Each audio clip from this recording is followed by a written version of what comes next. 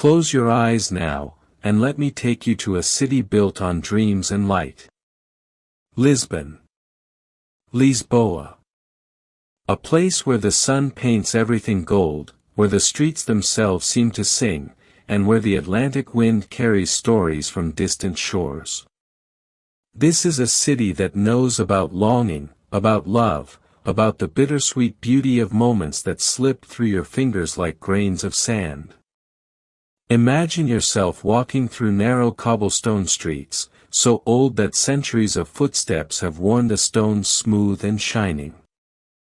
The buildings on either side rise up in shades of ochre, terracotta, pale yellow, and faded pink. Many are covered in azulejos, those beautiful ceramic tiles that tell stories in blue and white, green and gold. Some depict saints and angels, others show ships sailing to unknown worlds, and still others are simple geometric patterns that seem to shift and dance in the corner of your eye. The air here has a particular quality. In the morning, it's crisp and clean, carrying the salt tang of the nearby ocean. By afternoon, it's warm and golden, filled with the scent of custard tarts baking in ancient ovens, of grilled sardines on outdoor grills, of jasmine climbing over garden walls. And in the evening, the air becomes something magical, something that exists between day and night, reality and dream.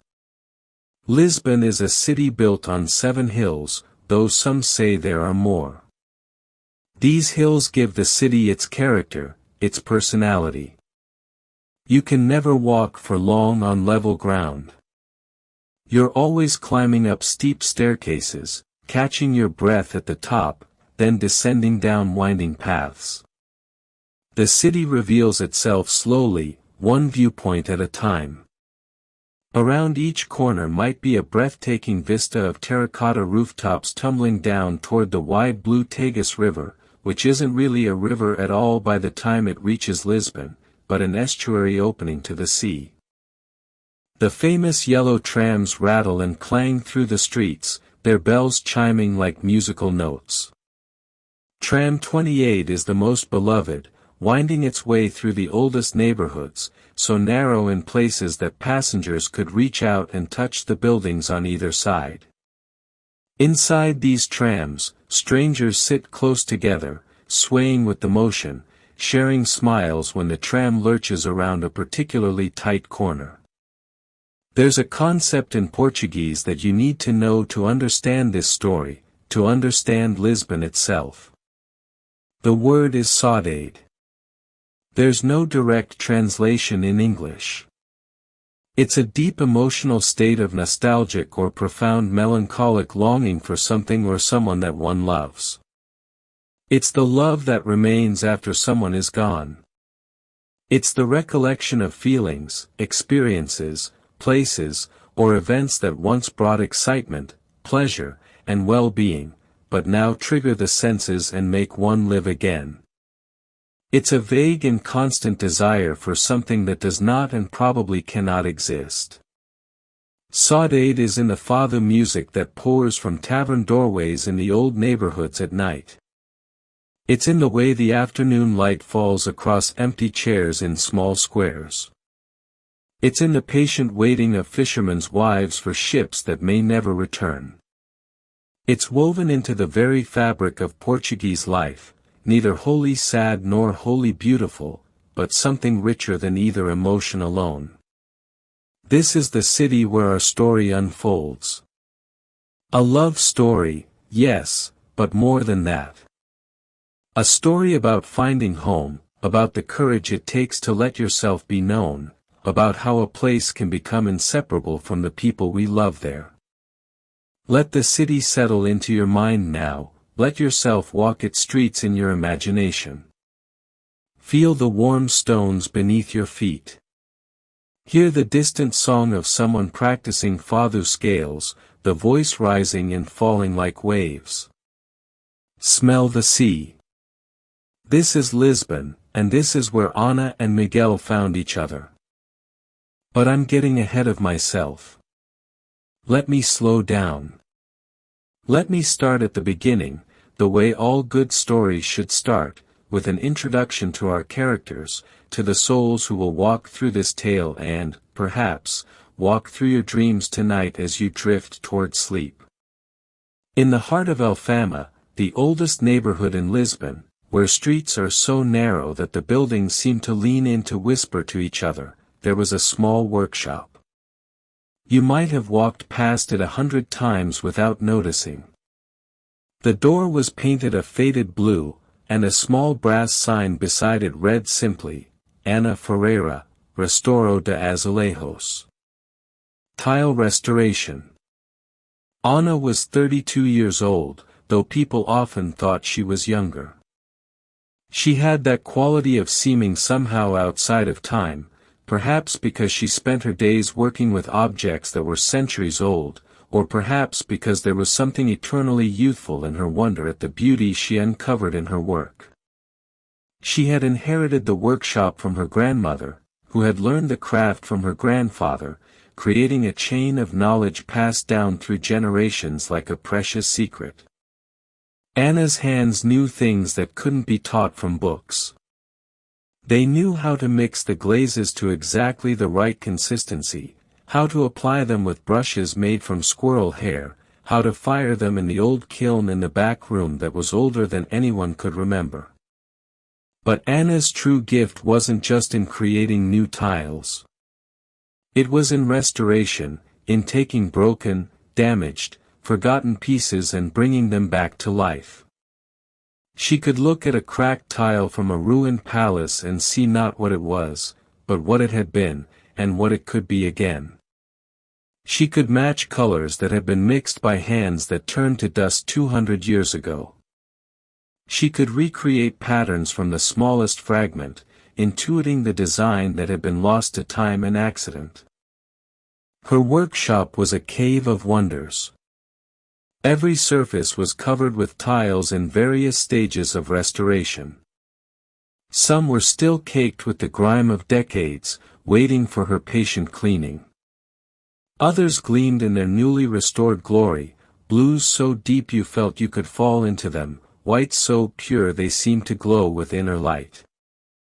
There were tiles depicting grand historical scenes, tiles showing simple flowers, tiles with geometric patterns that seemed to move and breathe.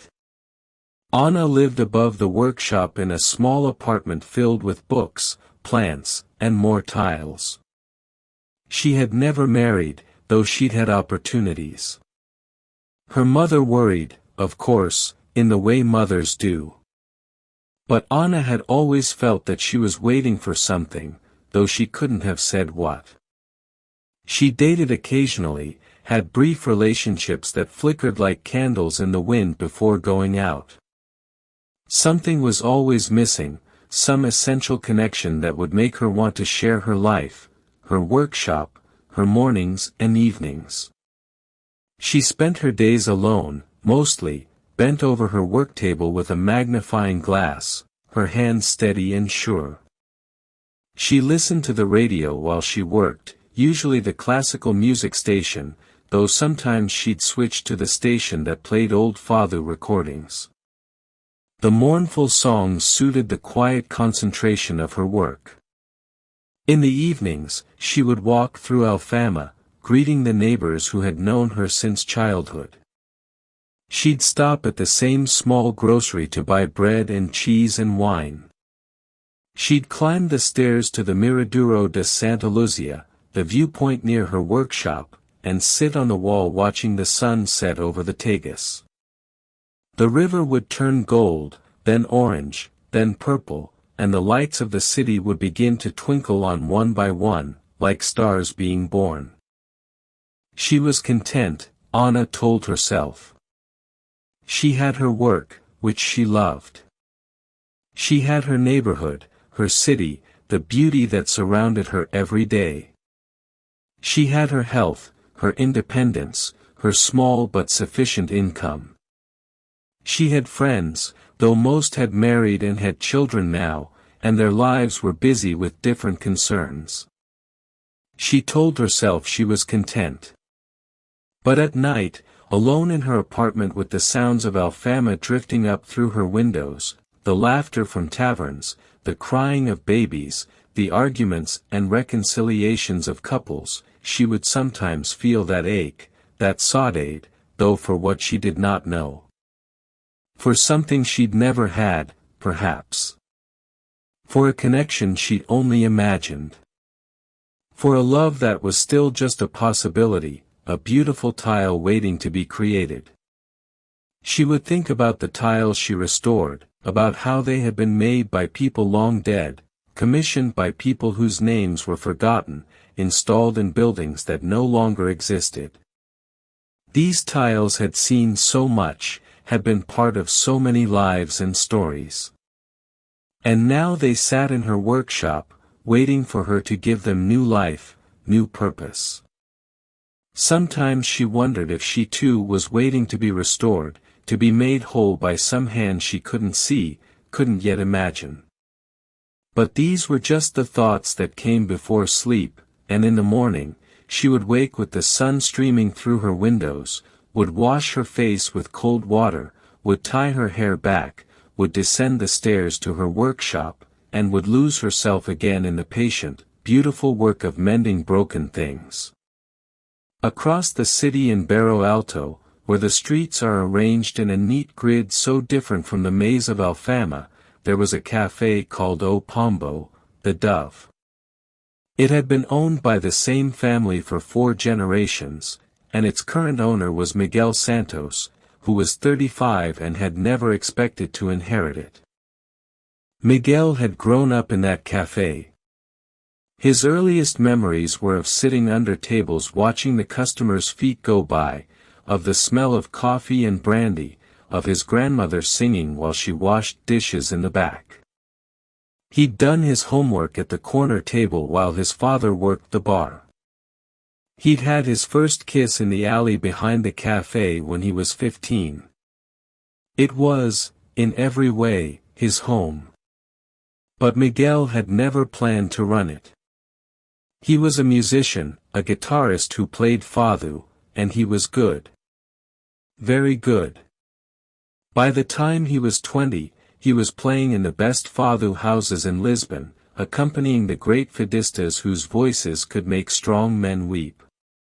By 25, he was being invited to tour, to record, to make a name for himself beyond Portugal's borders. And then his father had gotten sick. Cancer, the kind that moves fast and shows no mercy. Miguel had come home to help, thinking it would be temporary. His father had other ideas. The café, he'd said from his hospital bed, his hand gripping Miguel's with surprising strength. Someone needs to keep it going. Your brothers have their own lives. But you, Miguel, you understand. You know what this place means. So Miguel had stayed. He'd put his guitar career on hold, told himself it was just for a year or 2 until things stabilized. That was 7 years ago now.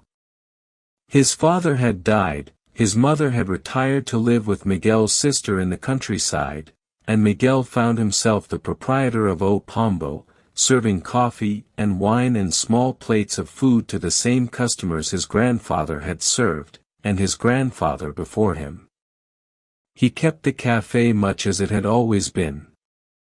The same mismatched chairs, the same yellowed photographs on the walls showing Barro Alto in decades past, the same worn wooden bar polished by countless elbows. He made the same simple food his grandmother had made. He knew his regulars by name, knew their orders before they spoke, knew their troubles and their joys.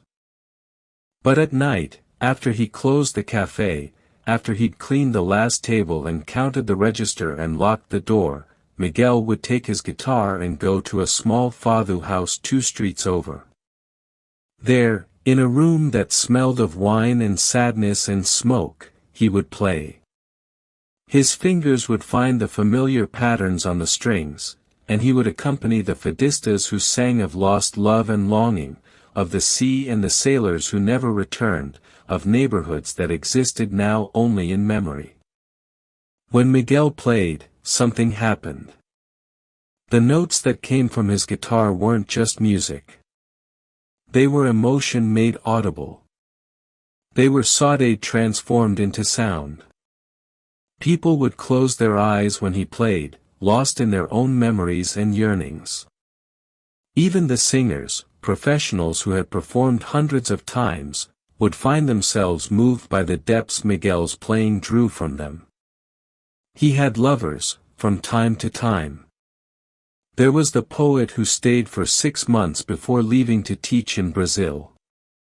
There was the journalist who Miguel thought might be the one, until he realized she loved the idea of him, the romantic notion of the fado guitarist, more than she loved the reality of who he was.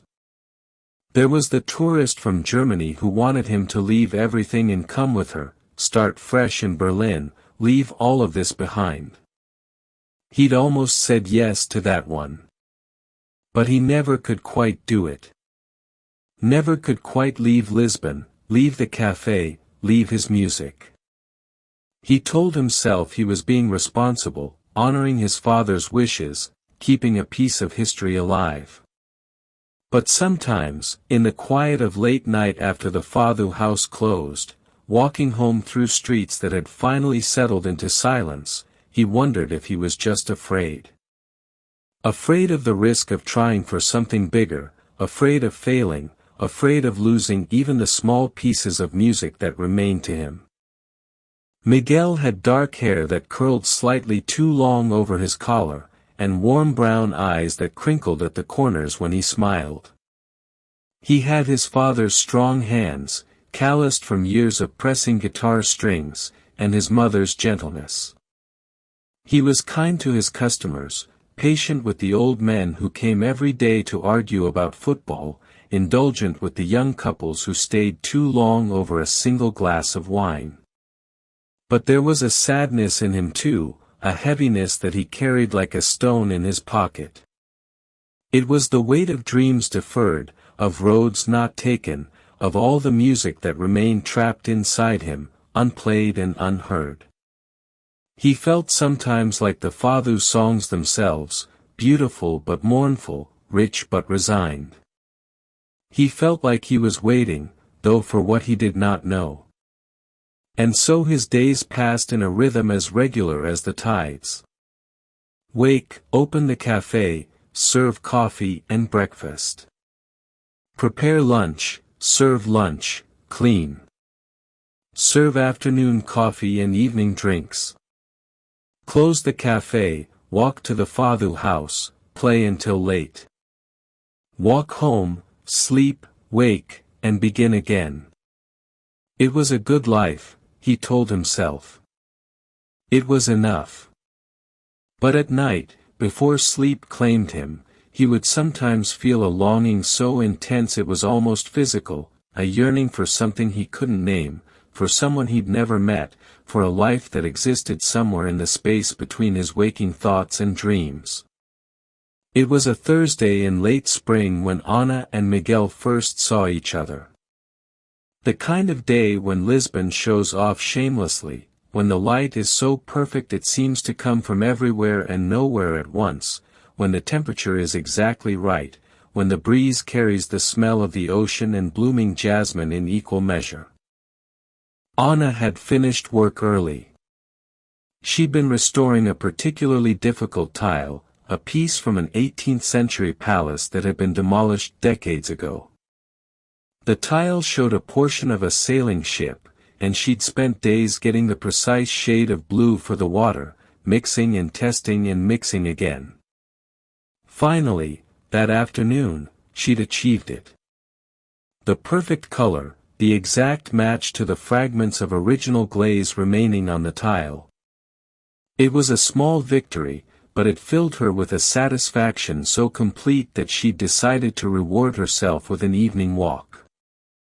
She'd cleaned her hands carefully, changed from her work clothes into a simple cotton dress the color of terracotta, and set out through the maze of Alfama streets. She walked without destination, letting her feet choose the path, climbing stairs that suddenly appeared, following narrow passages that opened unexpectedly into small squares where old women sat on plastic chairs watching the world go by. Eventually, she found herself climbing toward the Miraduro das Portas do Sol, one of Lisbon's many viewpoints. It was a bit farther from her usual Miraduro, but something pulled her in that direction. The climb was steep, but she didn't mind. She paused halfway up, not from exhaustion but to admire a particularly beautiful set of tiles on a building facade, geometric patterns in green and white that seemed to shimmer in the late afternoon light. At the top, the viewpoint opened before her.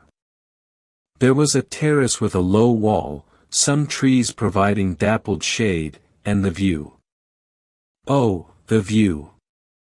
From here, you could see across the rooftops of Alfama down to the Tagus, see the way the neighborhood tumbled down the hillside like a cascade of pink and yellow and white, see the twin towers of São Vicente de Fora church rising against the sky, see the river glinting in the distance like hammered silver. There were a few other people at the viewpoint. A couple of tourists taking photographs, an old man sitting on a bench with his dog, and at the far end of the terrace, leaning against the wall with his back to the view, a man with a guitar case. Anna noticed him peripherally at first. She walked to the wall and stood looking out at the vista, breathing in the beauty of her city, feeling the pleasant tiredness in her legs from the climb, the satisfaction of a day's work well done, the gentle melancholy that often came over her in the evenings. Behind her, she heard the soft click of a guitar case opening, then the sound of tuning. The man was tuning his guitar. She could hear the notes being plucked one by one, adjusted, plucked again. There was something meditative about the sound, methodical and patient. And then he began to play. It wasn't a complete song, just a melody, something he seemed to be working out, repeating certain phrases, adjusting them slightly. But even this unfinished music was beautiful. It was melancholic without being sad, complex without being complicated. It seemed to capture something essential about the moment, about the light, about the city spread out before them. Anna found herself holding very still, barely breathing, not wanting to disturb whatever was happening. The music seemed to be describing exactly what she felt, the bittersweet beauty of the evening, the ache of Saudade that she couldn't explain. How did this stranger's fingers know exactly what her heart was feeling? She turned slowly and looked at him properly for the first time. He was sitting on the low wall now, his guitar across his lap, his head bent in concentration as he played. He had dark curly hair, a few days' worth of beard, and was wearing a faded blue shirt with the sleeves rolled up. His fingers moved across the strings with an assurance that spoke of thousands of hours of practice, of muscle memory so deep it was instinctive. As if feeling her gaze, he looked up. Their eyes met. He stopped playing, his hands stilling on the strings, the last note hanging in the air between them. For a long moment, neither of them spoke. It was one of those moments that feels suspended outside of normal time, where everything else fades away and there is only this connection, this recognition of something you didn't know you were looking for until you found it. Anna felt her heart beating faster. She wanted to say something, but what? What do you say to a stranger who has just played your innermost feelings on a guitar? Miguel looked at this woman who had turned to watch him play, and he felt something shift inside his chest.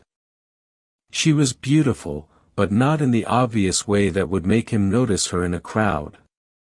There was something in her face, in the way she stood, that spoke of depths and mysteries. Her eyes were large and dark, and they held an expression of such open vulnerability that it took his breath away. She looked like someone who had just heard a truth she didn't expect, and didn't know what to do with it. "I'm sorry," Miguel said finally, his voice rusty from the silence. "I didn't mean to disturb you." "You didn't," Anna said quickly. Too quickly. She could feel herself blushing. "I mean, you did, but in a good way. It was beautiful. What you were playing." Miguel smiled, and it transformed his face, lifting the sadness that seemed to rest there. "Thank you. It's something I'm working on. Or trying to work on. I'm not sure it's quite right yet." "It sounded perfect to me," Anna said. She took a step closer, drawn by something she couldn't name. "But then, I don't know much about music. I work with tiles. Azulejos. I restore them." "Tiles," Miguel repeated, and there was something in the way he said it, a reverence, that pleased her. "That's a noble profession. My cafe is covered in them. Old ones, been there forever. I've always loved them." "You have a cafe?"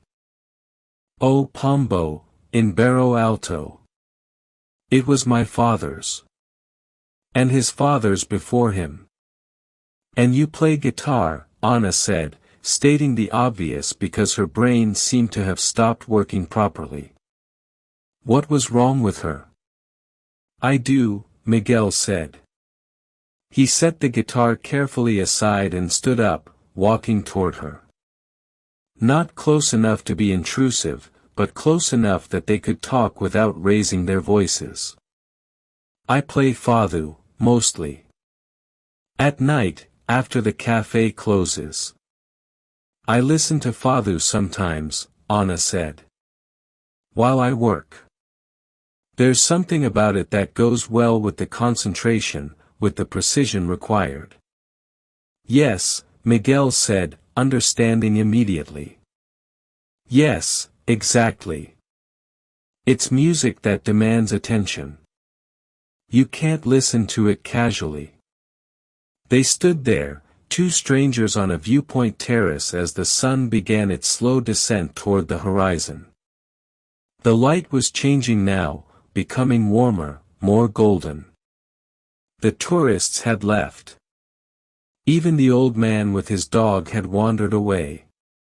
They were alone with the view and the growing awareness that something significant was happening. "I'm Anna," she said, extending her hand. "Miguel," he said, taking it. His hand was warm and rough with calluses, but gentle. They shook hands formally, but neither pulled away immediately. The touch lingered, and in that lingering, a current passed between them, a recognition that went beyond words. "Do you come here often?" Miguel asked, then immediately laughed at himself. That sounded like a terrible line. Anna laughed too, and the laughter broke some of the tension, made everything feel more natural. "I usually go to Santa Lucia, near my workshop in Alfama. But today I walked farther. I don't know why. I just felt like walking." "I'm glad you did," Miguel said simply. They turned together to look at the view. The sun was lower now, painting everything in shades of gold and amber. The shadows had grown longer, and the city was preparing for its transformation from day to night. "This is my favorite time," Anna said quietly. "This in-between time. Not day anymore, not yet night. Everything seems to hold its breath." "The blue hour," Miguel said. "Photographers call it that. Though it's not really blue here, is it? More gold. More amber. Everything is more intense," Anna said. "Colors, feelings." "Yes," Miguel agreed. He glanced at her profile, at the way the light caught her face, at the expression of peace that had settled over her features. "Can I ask you something?" "Of course." "Would you like to have dinner with me?" "Not tonight necessarily, if you have plans. But sometime." "I know a place, nothing fancy, but the food is good and they have tables outside where you can watch the city." Anna turned to look at him. She should probably say she needed to check her schedule, should probably not seem too eager, should follow whatever rules people follow in these situations. But she didn't want to play games. Didn't want to pretend to be less interested than she was. "Tonight would be fine," she said. "I'd like that very much." Miguel's smile was like the sun coming out from behind clouds. "Really? That's wonderful. There's a place not far from here, if you don't mind walking." "I never mind walking," Anna said. "Especially in Lisbon." So they walked together down from the Miraduro, through the narrow streets of Alfama, talking as they went. They talked about the city, about their childhoods growing up in different neighborhoods, about the changes they'd seen over the years. They talked about work, about the satisfaction of doing something with your hands, of creating or preserving beauty. They talked about food and music and the way the light in Lisbon was different from anywhere else in the world. The restaurant Miguel brought her to was tiny, just 6 tables, run by an elderly couple who greeted Miguel like family. They sat outside in a small courtyard enclosed by walls covered in ivy, with a lemon tree growing in the center. Paper lanterns hung overhead, not yet lit but ready for darkness. They ordered wine and grilled fish and bread with olive oil. They ordered dishes they could share, passing plates back and forth, their fingers occasionally touching as they reached for bread at the same time. The food was simple and perfect, each flavor clear and true. As they ate, as the sky darkened and the lanterns were lit, they talked more deeply.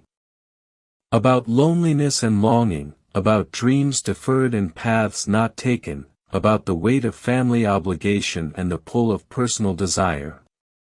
About Saudade, and what it meant to them. "It's like being homesick for a place you've never been," Anna said, trying to explain. "Or missing a person you've never met. It's beautiful and terrible at the same time." "It's the heart of fado," Miguel said. "That longing. That sense of something missing. But also the beauty in the missing itself. Does that make sense?" "Perfect sense," Anna said. The evening stretched on. Other diners came and went. The elderly couple brought them espresso and small glasses of port without being asked. And still Anna and Miguel talked, discovering the 1,000 small coincidences and connections that made it seem like they'd been meant to meet. Finally, reluctantly, they paid their bill and stepped back out into the night. Lisbon at night is a different city, mysterious and intimate. The narrow streets were mostly empty now, lit by yellow streetlights that cast long shadows. "I should get home," Anna said, though she didn't want to. "Let me walk with you," Miguel said. "Alfama at night can be tricky if you don't know the way." "I've been walking Alfama at night for 30 years, Anna said with a smile. "I know," Miguel said. "But let me anyway." So they walked together through the sleeping streets, their footsteps echoing on cobblestones. They walked slowly, neither wanting the evening to end. At one point, a cat darted across their path, and Anna stumbled slightly on the uneven stones. Miguel caught her elbow, steadying her, and for a moment they stood very close in the shadows. "Thank you," Anna said softly. "Always," Miguel said, and there was a weight to the word that suggested he meant more than just this moment. When they reached Anna's building, they stood outside the blue door. Above them, stars were visible in the slice of sky between the buildings. "I had a wonderful evening," Anna said. "I did too," Miguel said. "Can I see you again?" "Soon." "Yes," Anna said. No hesitation, no pretense. "Yes, please." They made plans to meet on Saturday, 2 days away. Miguel took Anna's hand and kissed it, old-fashioned and sweet. Then he walked away down the narrow street, turning once to wave, and Anna climbed the stairs to her apartment, her heart beating fast, her face aching from smiling. She stood at her window for a long time that night, looking out at the lights of Lisbon, at the dark river in the distance, at the moon rising over the city. Something had changed. Something had shifted. She felt like a tile that had been broken for so long she'd forgotten what it was like to be whole, and now, suddenly, she could feel the pieces beginning to align. Saturday came slowly. Anna found herself watching the clock in her workshop, something she never did. The hours seemed to move like honey, thick and slow. She worked on her tiles, but her mind was elsewhere, replaying conversations, remembering the way Miguel's eyes crinkled when he smiled, the sound of his guitar in the evening air. She changed her outfit 3 times before their meeting, finally settling on a simple white blouse and navy skirt, casual but pretty. She looked at herself in the mirror and barely recognized the brightness in her own eyes, the flush in her cheeks. She looked like someone who had a secret, like someone who was happy in a way she'd almost forgotten was possible. Miguel, for his part, had been equally distracted. He'd burned a pot of soup at the cafe, something he hadn't done in years. His regulars teased him mercilessly. "You have that look," old Señor Costa said, pointing his finger at Miguel. "That's the look of a man who's met someone." "Who is she?" "No one," Miguel said, but he couldn't stop himself from smiling. "Liar," Señor Costa said cheerfully. "You're a terrible liar, Miguel. Always have been." "I hope she's wonderful." "You deserve wonderful." They met at the ferry terminal at Cais do Soter. It was Anna's idea. "I want to show you something," she'd said mysteriously when she suggested it. When Miguel arrived, she was already there, leaning against the railing, looking out at the river. The sun was bright, making the water sparkle like it was covered in diamonds. She was wearing sunglasses, and the wind was playing with her hair. "Hi," Miguel said, coming up beside her. She turned and smiled, pulling off her sunglasses. "Hi yourself. Ready for an adventure?" "Always," Miguel said.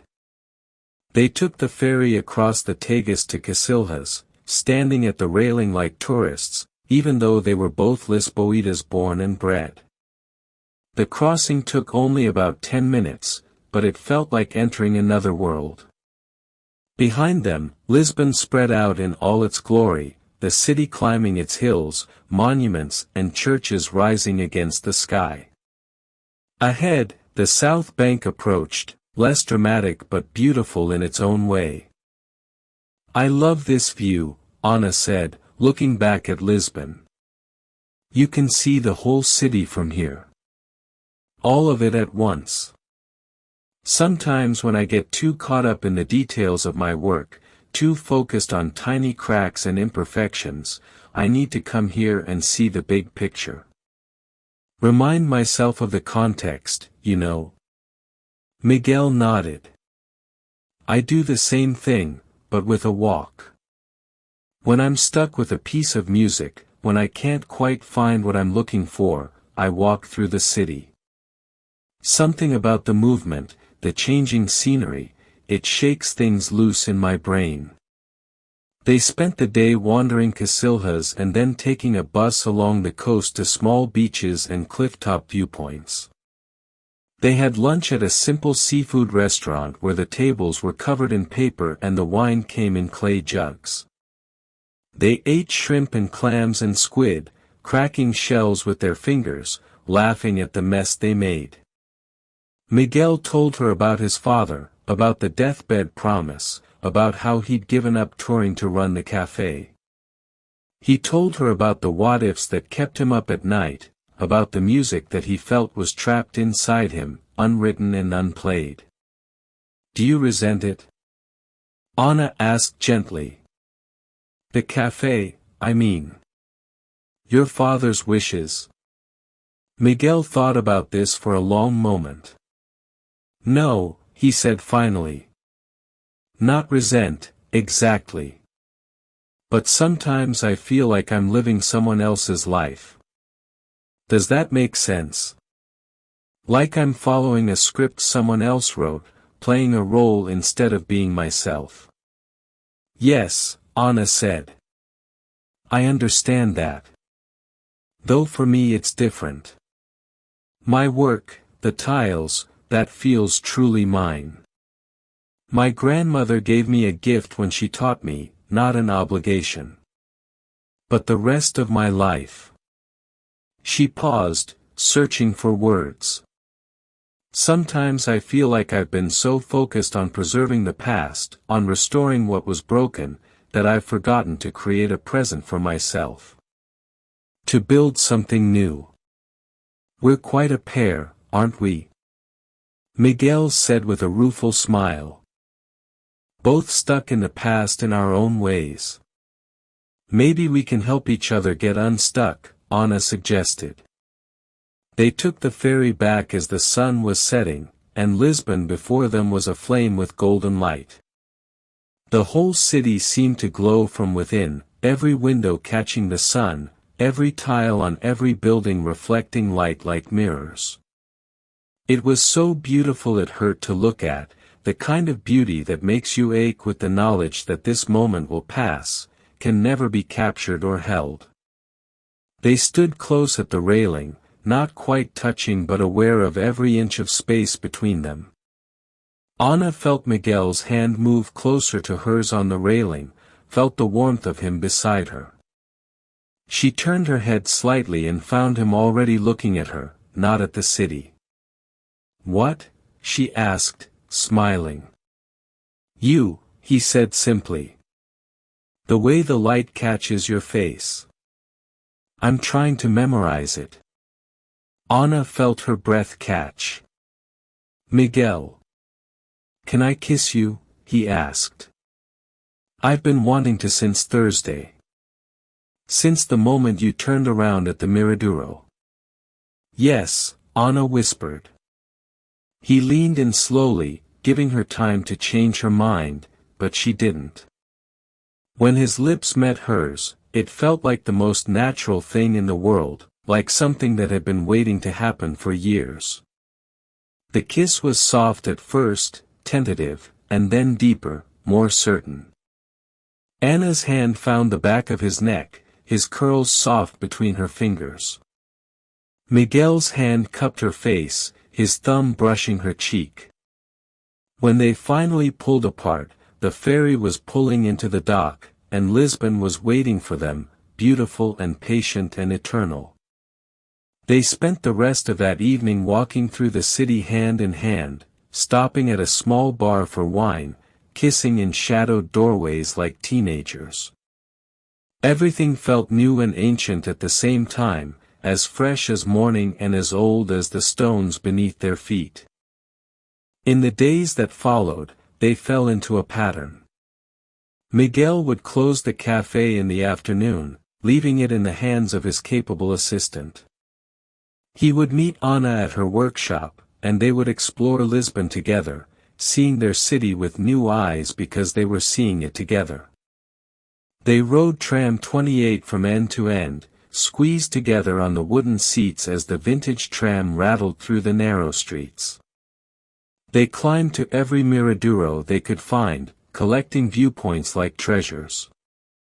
They wandered through the Alfama, getting lost on purpose in the maze of streets. They explored Bolem, staring up at the magnificent Geronimo's monastery with its intricate stone carvings. They walked along the river at dawn, watching the sun rise over the water. Ana took Miguel to hidden corners of the city she discovered over years of walking. Small squares where old men played cards in the afternoons. Churches where the tiles on the walls told stories of saints and miracles. Gardens tucked away behind walls, secret and lush. She showed him the beauty she'd always seen but never been able to share. Miguel took Ana to fado houses she'd never dared enter, intimidated by their reputation, by the hushed reverence inside. But with Miguel beside her, she felt brave. They sat in dark rooms that smelled of wine and history, and Ana learned to truly listen to fado. Not as background music while she worked, but as the raw, powerful art it was. She watched Miguel's face as the fadistas sang, saw how the music moved through him, became part of him. She understood then that his guitar playing wasn't just a skill or even a talent. It was a need, as essential as breathing. One evening, after the fado house had closed, the owner asked Miguel to play something. They were alone then, just Ana, Miguel, the owner, and the empty room with its ghosts of 1,000 songs. Miguel had looked at Ana, and she'd nodded encouragement. He played a piece he'd been working on, the same melody she'd heard that first evening at the Miraduro, but now it was complete. It was the most beautiful thing Ana had ever heard. It captured everything they'd shared, the walks and the talks and the quiet moments. It captured Lisbon itself, the light and the shadows, the joy and the Saudade. When he finished, there were tears streaming down Ana's face. "It's called A Luz de Lisboa," Miguel said quietly. "The Light of Lisbon. I wrote it for you. For us." They talked about everything. About Ana's childhood, how she'd been a shy girl who preferred old things to people her own age. How she'd spent hours in her grandmother's workshop, learning to see the beauty in brokenness. About Miguel's youth, playing guitar in his room while his brothers played football in the street. How he'd known from the age of 12 that music was his destiny, even though he couldn't have explained how he knew. They talked about past relationships, the ones that had failed and why. About the loneliness of being single in a city full of couples, of watching friends pair off and start families while you remained alone. About the fear that maybe you were too particular, too difficult, too damaged to ever really connect with anyone. "I thought maybe I was meant to be alone," Ana admitted one night. They were in her apartment, sitting by the window that looked out over Alfama. Not in a sad way, necessarily. Just that some people are meant for partnership and some for solitude. "I thought I was the latter." "Did you really believe that?" Miguel asked. "I convinced myself I did," Ana said. "It was easier than admitting I was lonely. Easier than risking rejection or disappointment again." "I understand that," Miguel said. "I did the same thing. Told myself the cafe and my music were enough. That wanting more was greedy." "We were both wrong," Ana said. "So wrong," Miguel agreed, pulling her close. They made love for the first time on a night when rain lashed against Ana's windows. They'd been seeing each other for 3 weeks, and the wanting had built between them until it was almost unbearable. They came together with a desperate urgency that surprised them both, all pretense of casual coolness abandoned. Anna had never felt so vulnerable, so completely known. Miguel had never felt so present, so entirely in his body and out of his head. Afterward, they lay tangled in her sheets, listening to the rain, and Miguel traced the lines of her face with his fingers as if memorizing her by touch. "I'm falling in love with you," he said. "I think I already have." "I know," Anna said. "Me too. I'm terrified." "Good," Miguel said. "Me too. I think being terrified means it's real." They celebrated 4 weeks of being together by taking a day trip to Sintra, the fairy tale town in the hills outside Lisbon. They explored the colorful Pena Palace with its mismatched towers and wild gardens. They wandered through the mysterious Quinta de Regalera with its initiation wells and hidden grottos. They ate travesseros, the local almond pastries, and bought postcards they would never send. On the train ride back, Anna rested her head on Miguel's shoulder, drowsy and content. "I can't remember what it felt like before," she said sleepily. "Before I knew you. Was I really content? Or was I just pretending?" "I think we were both pretending," Miguel said. "Pretending we didn't need this.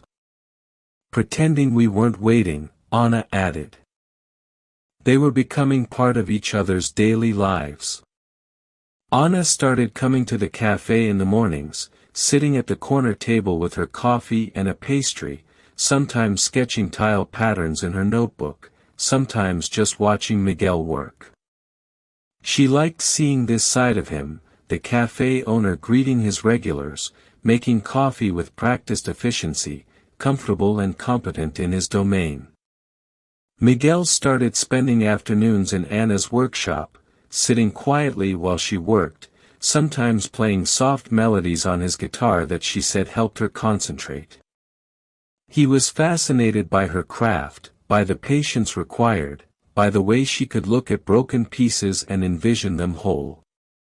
"It's like you see through time," he said one day, watching her fit together fragments of a tile that had been shattered. "You see what it was and what it can be, all at once." "You do the same with music," Anna said. "You hear something that doesn't exist yet, and you make it real." They met each other's friends. Anna's small circle of childhood friends and fellow artisans, who were delighted to see her so happy, so animated, so in love. Miguel's musician friends and cafe regulars, who teased him mercilessly but were clearly pleased. Old Senor Costa, who'd predicted this, nodded sagely and said to Anna, "You're good for him. I can see it. He smiles with his whole face now, not just his mouth." "He's good for me too," Anna said. 2 months in, they were at Anna's apartment, cooking dinner together. Anna was chopping vegetables while Miguel stirred a pot of soup on the stove. The radio was playing softly, some old fado recording, Amalia Rodriguez singing about love and loss. "Move in with me," Miguel said suddenly. Anna's knife stilled on the cutting board. "What?" "Move in with me," Miguel repeated, turning to face her. "Or I'll move in here, I don't care. I just don't want to spend nights apart anymore. Every night I'm not with you feels like a waste. Like time we could have had together but didn't." Anna set down the knife. Her heart was racing. This was fast, too fast by any reasonable standard. They'd known each other for only 2 months. But when she thought about saying no, about continuing to sleep in separate beds, to wake up alone, it felt wrong. It felt like a lie. "Yes," she said. Really? Miguel's face lit up. You don't want to think about it? I've been thinking about it, Anna said. Every morning when you leave. Every night when I lock the door. Yes.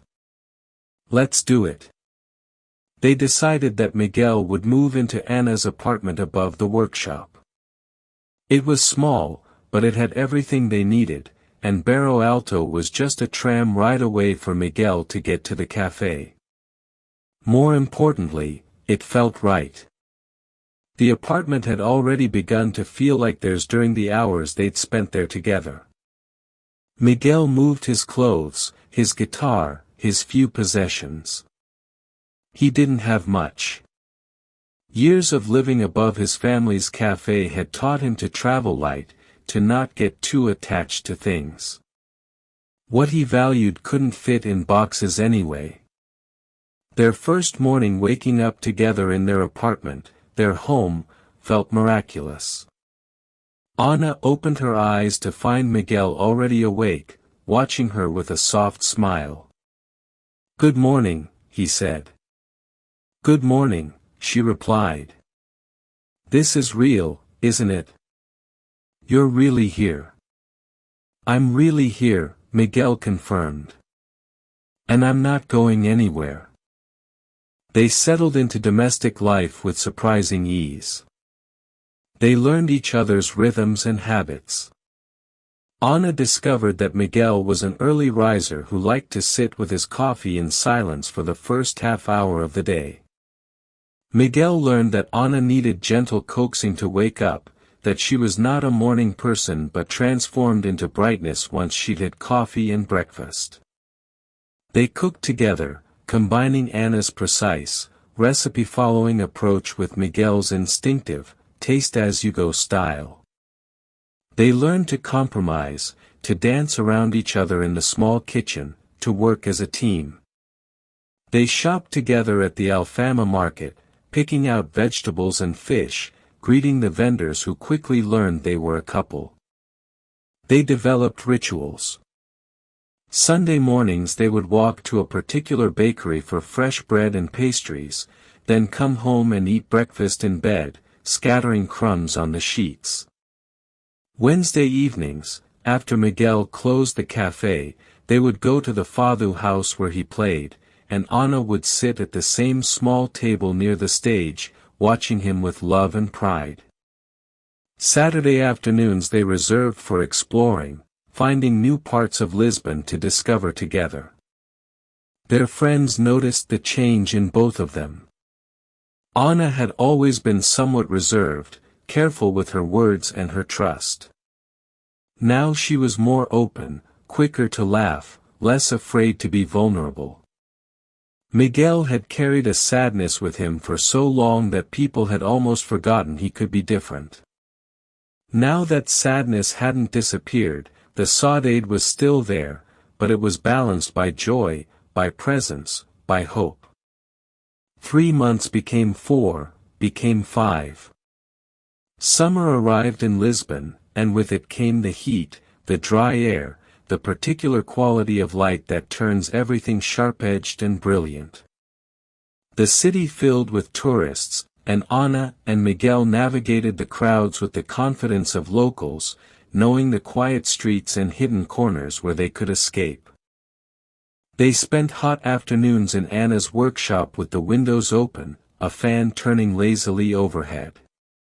Miguel would play his guitar while Anna worked, and sometimes she would hum along, wordless melodies that intertwined with his playing. These were some of their happiest hours, working side by side in comfortable silence broken only by music. One evening, Anna showed Miguel something she'd never shown anyone. She led him to a storage room at the back of her workshop, unlocked the door, and switched on the light. The room was filled with tiles, but these weren't broken pieces waiting for restoration. These were tiles Anna had created herself, original works, dozens and dozens of them. They were extraordinary. Some showed scenes from Lisbon, the castle, the river, the churches, but rendered in Anna's unique style. Others were abstract patterns of breathtaking complexity and beauty. Some were traditional in their blues and whites, but others experimented with colors, with gold leaf, with techniques Anna had invented or discovered. "Anna," Miguel breathed. "These are incredible. Why are they hidden away?" "I don't know," Anna said quietly. "I've been making them for years, but I've never shown them to anyone. Not even my grandmother before she died. They felt too personal, too revealing. Like pieces of my soul, you know." Miguel walked slowly through the room, examining each tile with reverence. "You need to show these. Display them. Sell them. These are art, Anna. Real art." "They're just tiles," Anna said, but her voice lacked conviction. "They're not just tiles any more than fado is just songs," Miguel said firmly. "This is your voice, Anna. Your music. You've been keeping it hidden, the same way I've been keeping mine small and safe by staying at the cafe. We're both guilty of it, of not claiming our full talents." Anna felt tears prick her eyes. "I'm afraid," she admitted. "What if I put them out into the world and no one cares? What if they're not as good as I think they are? What if they're better?" Miguel countered. "What if they're exactly what someone out there needs to see? You've helped me see that I need to reclaim my music, to not let it die in the confines of the cafe and late-night fado sessions. Let me help you do the same with this." Over the following weeks, they hatched a plan. Anna would organize a small exhibition of her work, just a few pieces, at a gallery in Chiado that was known for showing contemporary Portuguese artists working in traditional mediums. Miguel helped her select pieces, photograph them, write the difficult artist statement. He sat with her through her panic attacks, her certainty that this was all a terrible mistake. "I believe in you," he told her again and again. "I believe in your talent, your vision. But more than that, I believe you need to do this for yourself. Not for success or recognition, but because keeping this part of yourself hidden is a kind of slow death. I know. I've been dying that way for 7 years." The words hit home because Anna knew he was right. She'd been so focused on preservation, on restoration, on bringing back what had been lost, that she'd forgotten about creation. About bringing something new into the world. The exhibition was scheduled for September. As the date approached, Anna oscillated between excitement and terror. Miguel was patient with her moods, talking her down when the anxiety became too much, celebrating with her when she allowed herself moments of pride. In return, Anna pushed Miguel to think seriously about his music, about what he really wanted. They had long conversations late at night, lying in bed with the windows open to catch any whisper of breeze. "If you could do anything," Anna asked one night, "if there were no obligations, no cafe to run, no promises to keep to your father, what would you do?" Miguel was quiet for a long time. "I'd record an album," he said finally. "Original compositions, not traditional fado but my own music. Something that captures everything I feel about Lisbon, about life, about us. About what we have together. And then I'd tour with it, not to be famous, but to share it. To play for people who want to listen." "Then do it," Anna said. "It's not that simple," Miguel protested. "The cafe. The cafe will survive," Anna interrupted. "Your assistant is perfectly capable of running it. Or you could sell it, use the money to fund your music. Or you could hire a manager. There are options, Miguel. You just have to be brave enough to choose them. When did you get so wise? Miguel asked, pulling her closer. Since I met someone who makes me want to be brave, Anna said. They pushed each other toward their dreams in a way that was both gentle and relentless. They refused to let each other hide anymore, refused to accept fear as a reason for inaction. It wasn't always comfortable. They had arguments, moments of frustration when one of them pushed too hard or the other resisted too much. But they worked through it, learning to fight fair, to apologize quickly, to remember that they were on the same side. One night, Miguel came home from the cafe looking troubled. Anna was at the table, going over gallery contracts for her exhibition, but she looked up immediately, reading his mood. What's wrong? Miguel sat down heavily. I got an email today. From a record label. A small one, independent, but respected. They heard me play at the Fado house last month. Someone must have recorded it and sent it to them. They want to meet with me, discuss a possible recording contract. Miguel, that's wonderful. Anna said. Why do you look so worried? Because it's real now, Miguel said. Not just something we talk about late at night. A real offer, a real choice I have to make. And I don't know if I can. The cafe, my father's wishes, the promise I made. Anna got up and knelt beside his chair, taking his hands. Your father, she said gently, wanted you to be happy. Yes, he wanted the cafe to continue, but not at the expense of your dreams.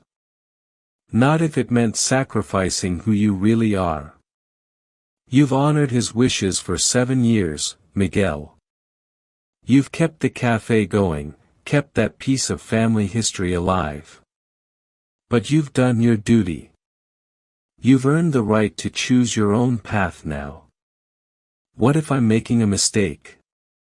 Miguel asked. What if I give up the cafe and the music doesn't work out? What if I'm not good enough? You are good enough, Anna said with absolute certainty. You're extraordinary. But even if the music doesn't work out the way you hope, even if the album doesn't sell or the tour doesn't happen, you'll have tried. You'll have been true to yourself. And you can always make coffee, Miguel. There will always be cafes that need bartenders. But if you don't pursue this now, you'll regret it for the rest of your life. Miguel pulled her into his lap, holding her tight. How did I get so lucky? He murmured into her hair. How did I find you? We found each other, Anna corrected. And now we're going to help each other fly. Miguel met with the record label. They liked his original compositions, his unique voice that blended traditional fado sensibilities with contemporary sounds. They wanted to record an album, were willing to give him creative control, respected his vision. It was more than he dared to hope for. He made the decision. He would sell the cafe. Not to strangers, but to his assistant, a young man who'd worked there for 5 years and loved it as much as any family member could. He would sell it at a fair price, help with the transition, but then he would let it go. Step into his own life, his own future. The day he signed the papers, he was both relieved and devastated.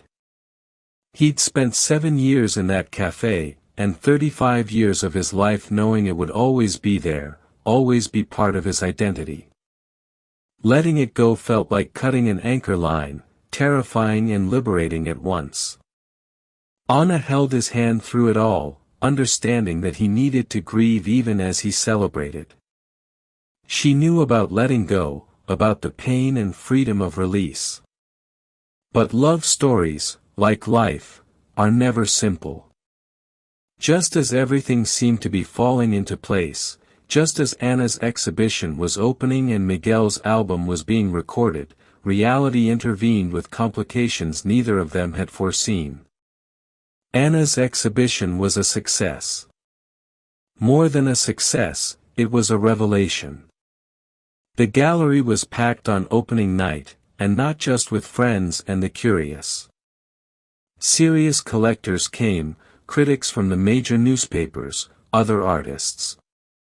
People stood in front of her tiles with expressions of wonder, seeing in them what Miguel had seen from the beginning, the extraordinary talent that Anna had been hiding. She sold 3 pieces that first night, at prices that made her gasp. She received commissions for more. A design magazine wanted to feature her work. A hotel chain was interested in tiles for their luxury properties. Suddenly, after years of quiet, solitary work, Anna was in demand.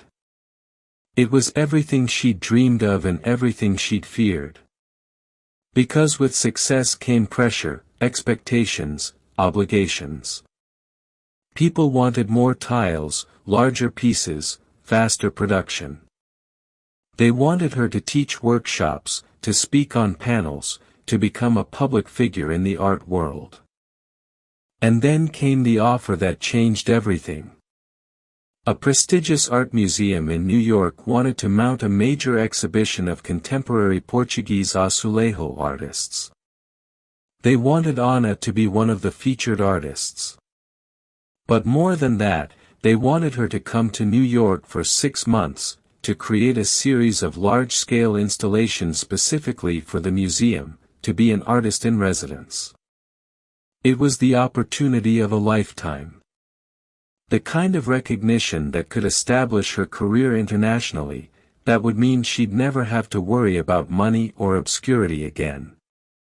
The kind of thing she would have been insane to turn down. Except it meant leaving Lisbon for 6 months. Leaving her workshop. Leaving Miguel, just as he was recording his album, just as his own dreams were finally taking shape. The night she got the offer, she told Miguel over dinner in their apartment. She'd cooked his favorite meal, had wine ready, but couldn't eat any of it herself. Her stomach was in knots. "That's incredible, Anna," Miguel said when she'd finished explaining. "You have to do it." "Do I?" Anna asked. "It's 6 months, Miguel. Half a year apart. We've only been together for 8 months. Is what we have strong enough to survive that?" "It has to be," Miguel said, but she could hear the doubt in his voice. They talked late into the night, weighing options, discussing possibilities. Could Miguel come with her? Not really, not when he was in the middle of recording. Could Anna turn it down?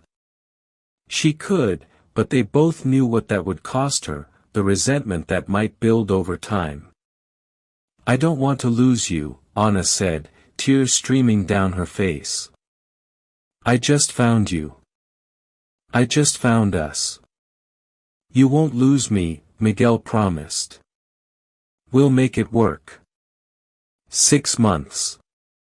It's nothing in the context of a whole life together.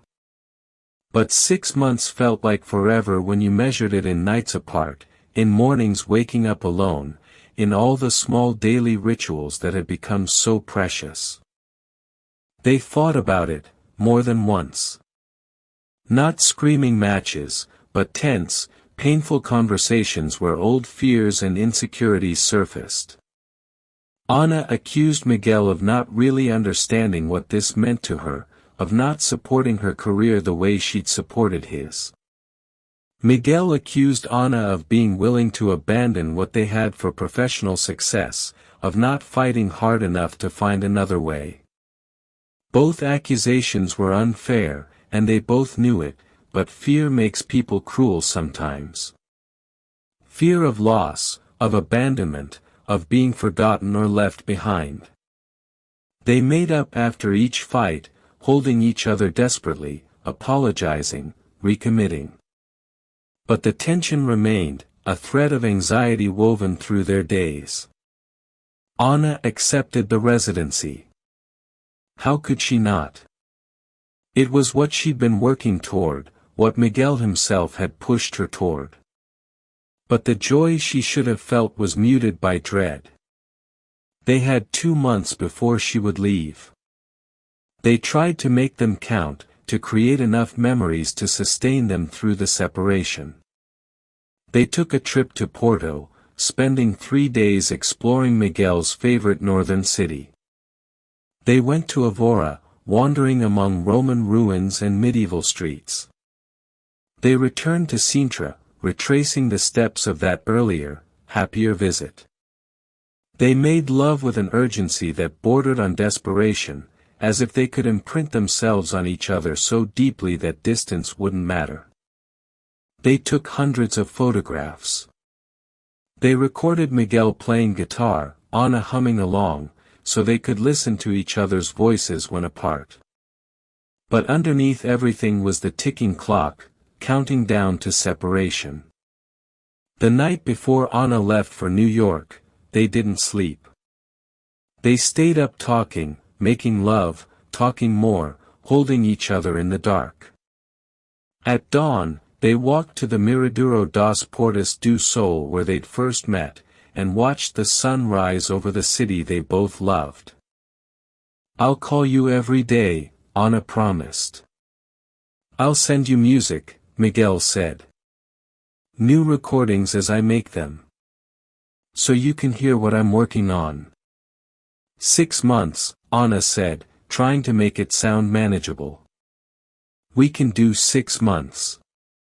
6 months, Miguel echoed. "And then you come home. Home to me." But as they stood there watching Lisbon wake up, both of them felt the fear. Would 6 months of separation erode what they'd built? Would Anna fall in love with New York, decide to stay longer? Would Miguel meet someone else, someone who was there instead of thousands of miles away? They didn't voice these fears, but they both felt them, a cold wind despite the warm morning. At the airport, they held each other for a long time, neither wanting to be the first to let go. Finally, Anna pulled back, tears streaming down her face. "I love you," she said. "More than I thought I could love anyone. Remember that, okay? No matter what happens, remember that this was real. You were real." "Are real," Miguel corrected. Present tense. "We're not over, Anna.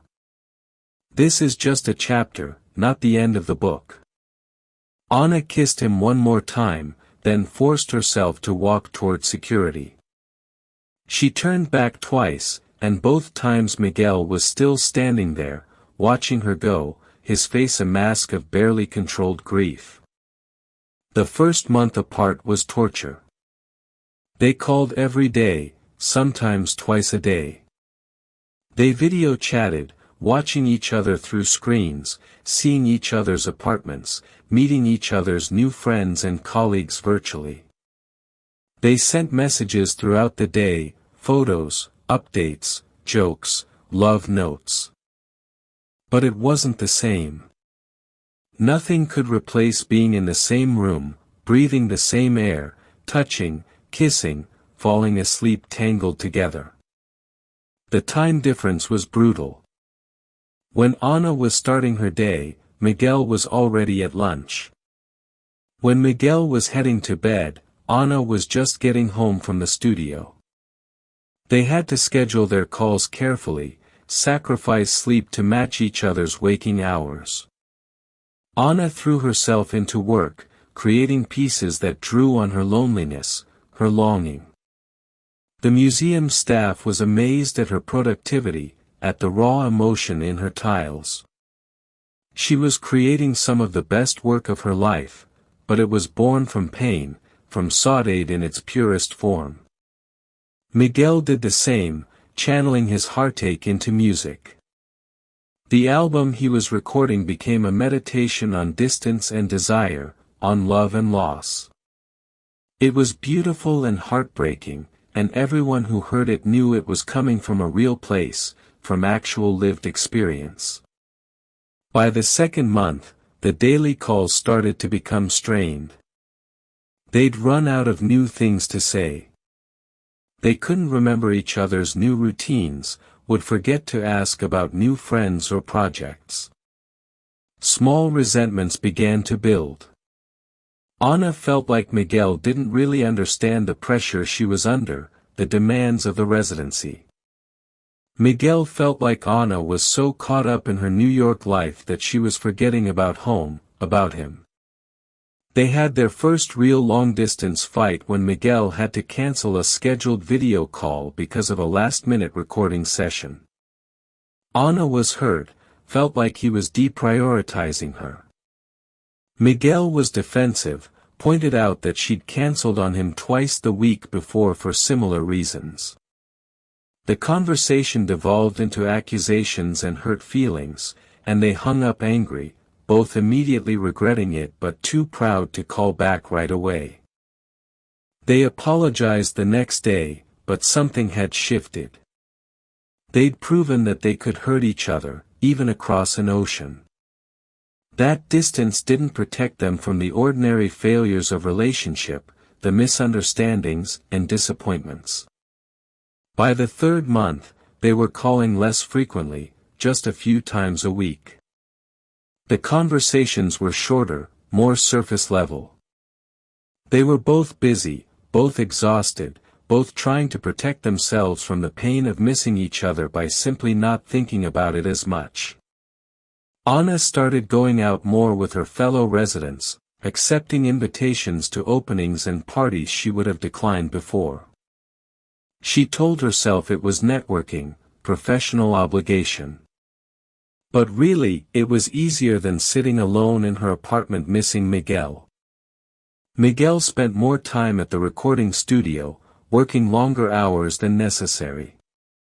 He took on extra gigs at fado houses, filling his nights with music instead of loneliness. He told himself he was being productive. But really, he was running from the empty apartment, from the constant reminders of Anna's absence. They stopped saying, "I love you," at the end of every call. Not deliberately, not as any kind of statement. They just forgot sometimes, or were too tired, or ended calls too abruptly. Small erosions, tiny casualties of distance.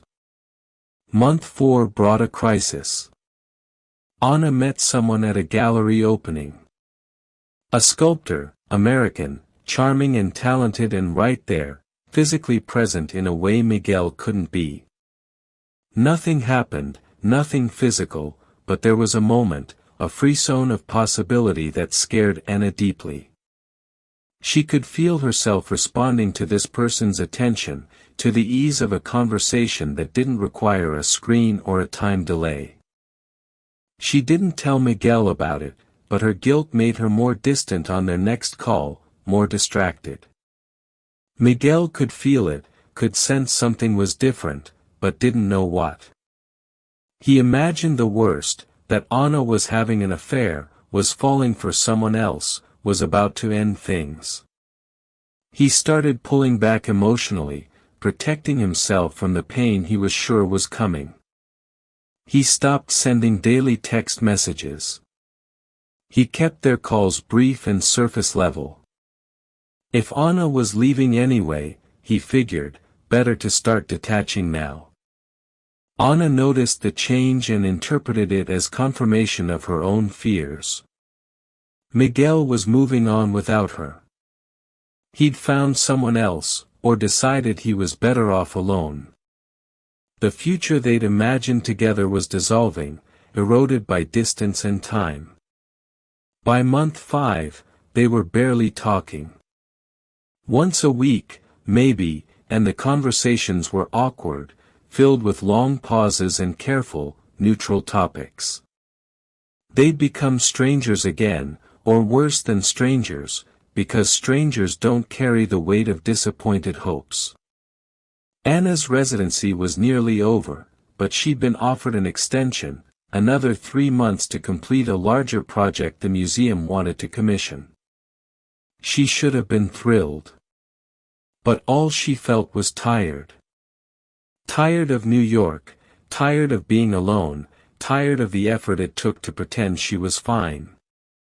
Miguel's album was nearly finished. It was the best work he'd ever done, he knew that objectively.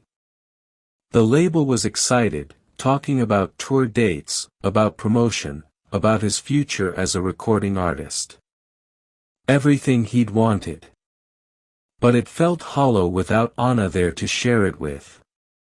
They were both miserable, both lonely, both convinced the other had stopped caring. They were both wrong, but pride and fear and distance kept them from admitting it. Anna was scheduled to return to Lisbon at the end of the 6th month. She'd declined the extension at the museum, though she couldn't have articulated why. The smart career move would have been to stay, to ride the wave of success. But something in her was calling her home, even though she was terrified of what she'd find there. She hadn't told Miguel she was coming back. Their last conversation, 2 weeks earlier, had been so stilted and painful that she'd decided to just arrive, to show up, to force the conversation they needed to have face to face. She'd rather be rejected in person than fade away over a phone line. The flight felt endless. She didn't sleep, just stared out the window when there was light and at the seat back when there wasn't, thinking about everything that had happened, everything she'd gained and lost. She'd achieved so much in New York. Her career was launched in a way she'd never dreamed possible. She had gallery representation now, commissions lined up for years. She'd proven to herself and the world that she was a real artist, not just a restorer of other people's work. But the cost had been Miguel. The cost had been the life they'd been building together in Lisbon. The cost had been 6 months of loneliness and slow heartbreak. Had it been worth it? She honestly didn't know. The plane landed in Lisbon on a gray morning, rare for September but somehow appropriate. She took a taxi from the airport, not to her apartment in Alfama, but to O Pombo in Barro Alto. She needed to know if Miguel was still running it, if he was still in Lisbon, if there was anything left to salvage. The taxi dropped her at the corner of his street, and she walked the last block pulling her suitcase, her heart hammering. What if he'd found someone else? What if he'd left for a tour and wasn't even in Lisbon? What if he was there but didn't want to see her? She rounded the corner and saw the cafe. And her heart stopped. It was closed. Not just closed for the morning, but really closed. There was a sign in the window, under new management, opening soon. Miguel had sold it. He'd actually done it, actually let go of the cafe. But where was he? Had he left Lisbon entirely? Anna stood on the sidewalk, feeling lost and foolish, her suitcase beside her, jet-lagged and heartbroken. She'd come all this way, but to what? To an empty cafe and no answers. She pulled out her phone and, for the first time in 2 weeks, called Miguel's number. It rang once, twice, 3 times. She was about to hang up when he answered. Anna.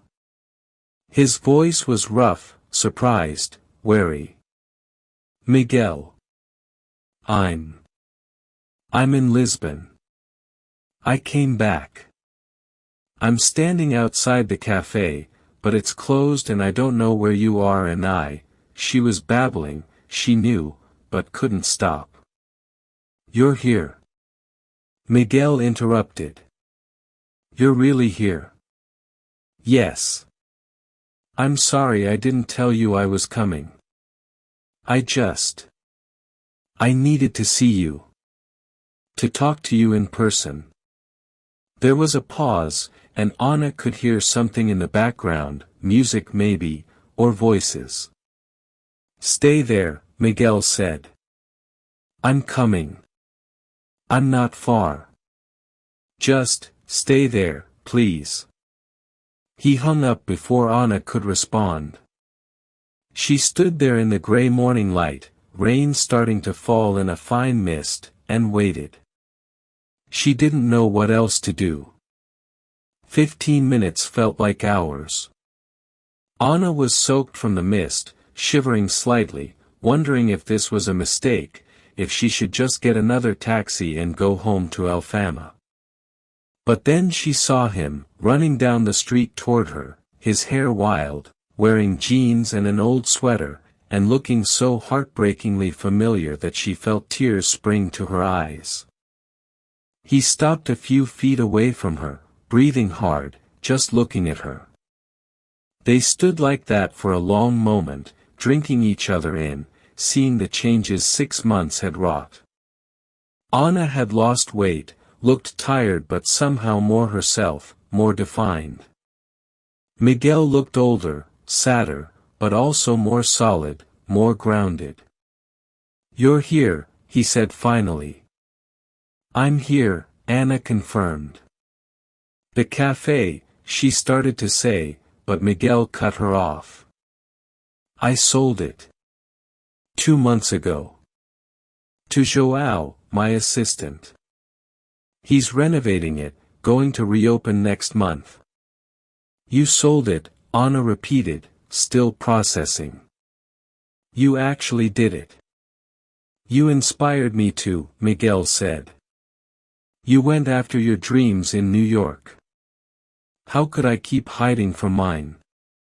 The album is finished.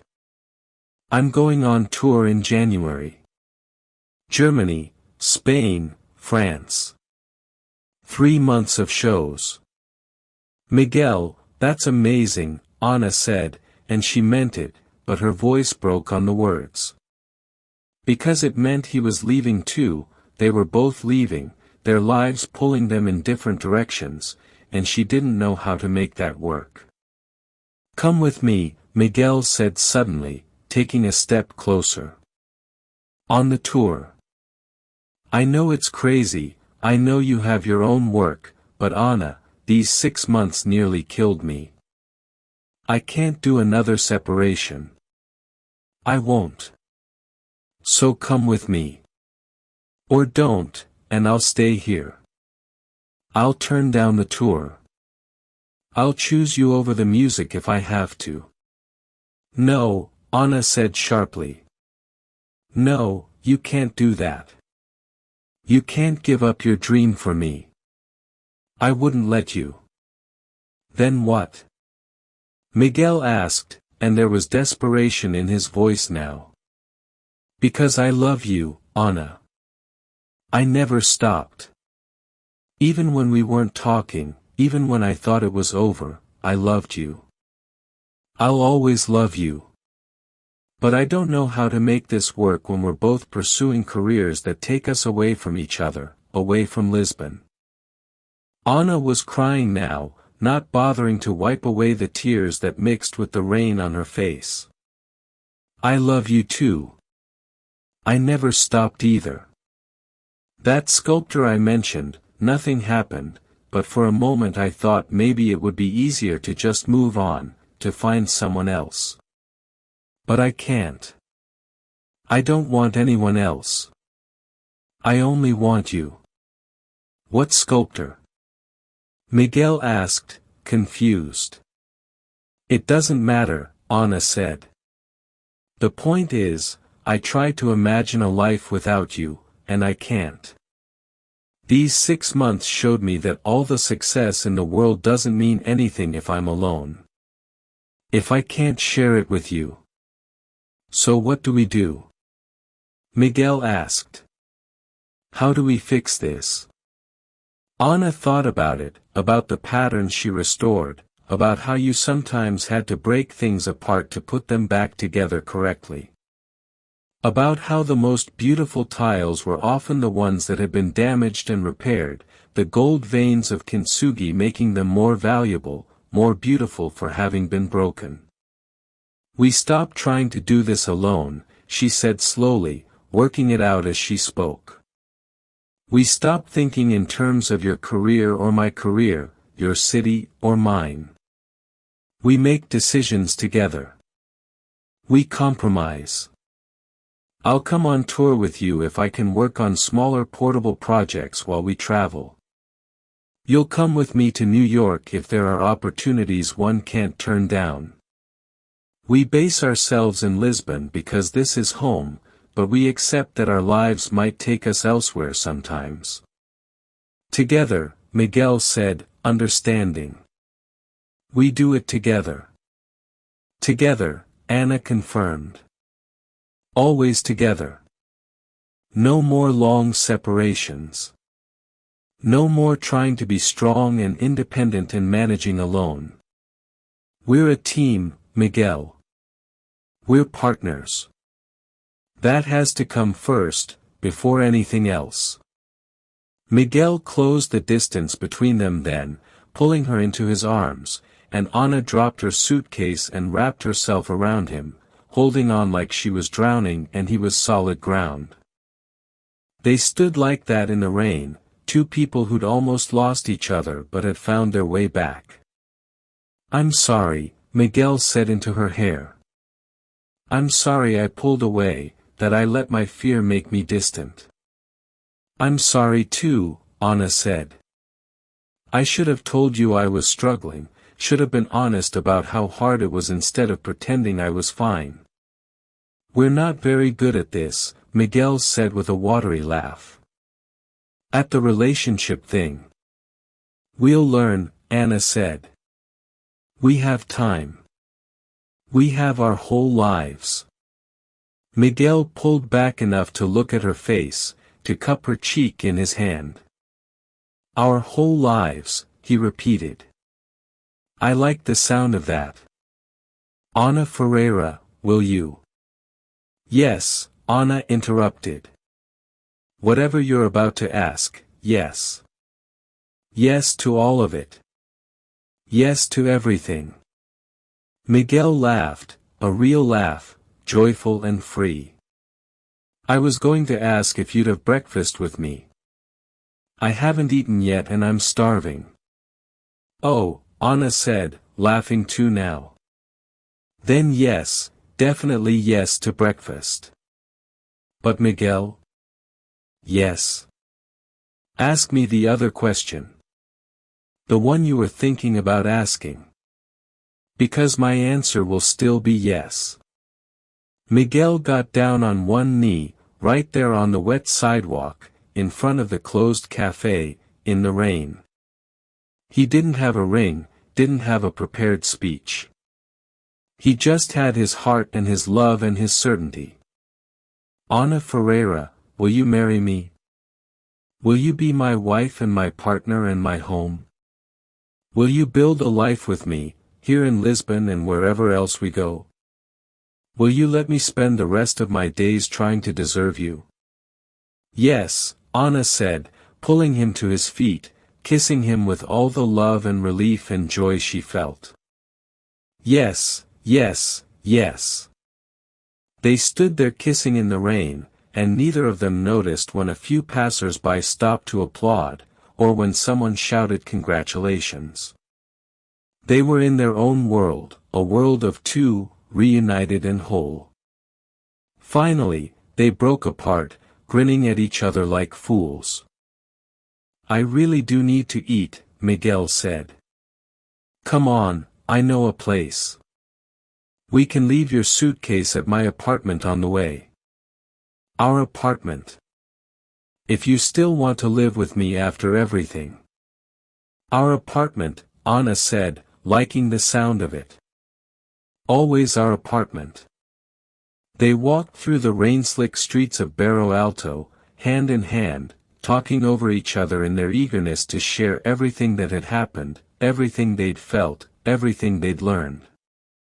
They went to a small cafe where Miguel was clearly a regular, ordered coffee and pastries and proceeded to talk for 3 hours straight, barely touching their food. They talked about the tour, about how Anna could create smaller tile pieces, miniatures and studies, while they traveled. About how she could use the tour as research, capturing images and impressions from different cities to inform her work. About how they could make it an adventure instead of a sacrifice. They talked about New York, about whether Anna would need to go back, how often, for how long. About how Miguel could come with her, could play in clubs there, could network with American musicians. About how they could make even necessary separations shorter and more bearable. They talked about Lisbon, about keeping Anna's workshop, about investing in it, expanding it, maybe even taking on an apprentice to help with the restoration work so Anna could focus more on original creation. About how no matter where they traveled, they would always come back here, to this city that had brought them together. They talked about marriage, about when and where and how. Anna wanted something small, intimate, just close friends and family. Miguel wanted music, obviously, wanted to play for her, wanted their wedding to be filled with fado and love and celebration. They agreed on a ceremony at one of Lisbon's most beautiful miraduros, with the city spread out below them as witness. And they talked about the future, about children maybe, someday, when they were ready. About growing old together in Lisbon, watching the city change and staying the same. About becoming the old couple you see in cafes, still holding hands across the table after 50 years. We nearly lost this, Anna said at one point, her voice serious. We nearly lost each other. But we didn't, Miguel said. We found our way back. And now we know. We know that nothing, no career opportunity, no amount of success, is worth losing what we have. We know that we're stronger together than apart. We know that love requires work and communication and compromise.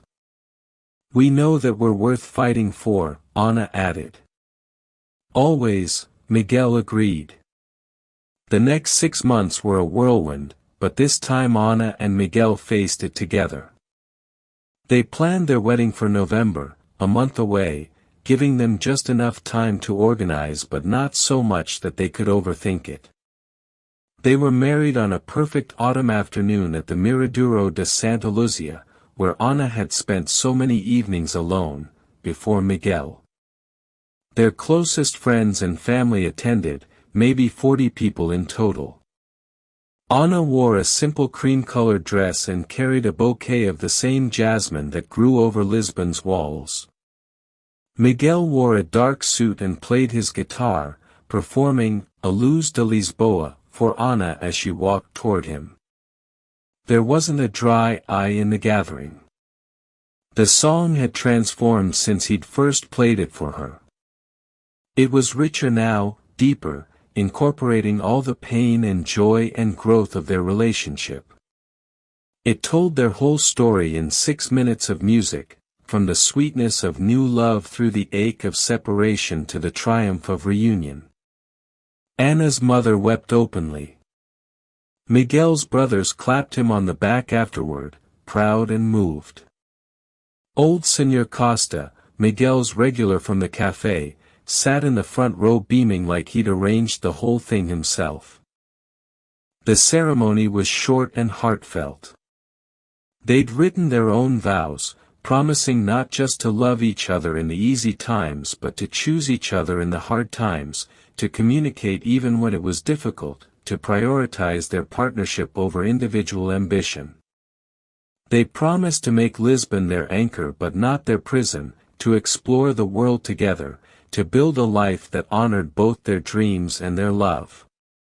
When the officiant pronounced them married, and they kissed with the city of Lisbon spread out golden below them, it felt like the whole world was celebrating with them. The bells of nearby churches rang out, as if on cue, and someone released doves that circled overhead before flying off toward the Tagus.